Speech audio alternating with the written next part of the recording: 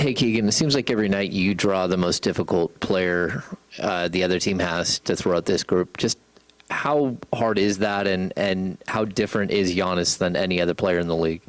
I don't think it's not necessarily hard in a way. It's more like a challenge. Being able to have DC, Doug just trust me to guard 1 through 5 is a big task, and I feel like I'm up for it every night. But guarding a guy like Giannis doesn't take just me. It's an entire team effort because you got to build a wall against him because obviously he's really talented.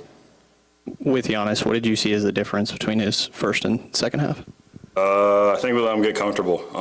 With any good score, he sees the ball go in a little bit, easy layups, dunks, things like that. Then he gets comfortable shooting his mid-range shots. So, like I said before, we had to build a wall against him, and he was able to split that a couple of times, and that's just something that we got to get better at.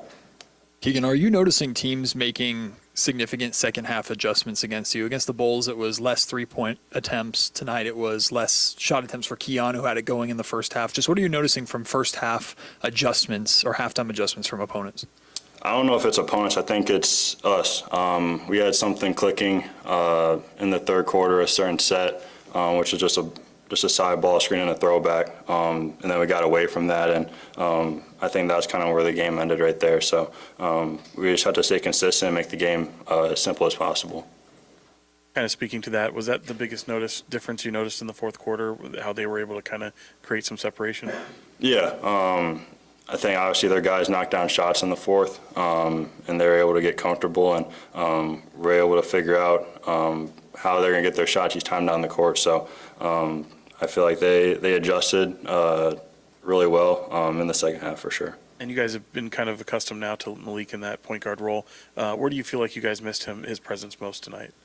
I mean, just his creation. I feel like with him, he's becoming a really good passer throughout the year, and just his ability to make a bucket whenever, like you've seen when we played Cleveland the other night. So obviously filling his void's tough, but I feel like Keon did a good job, especially in the first half, doing that.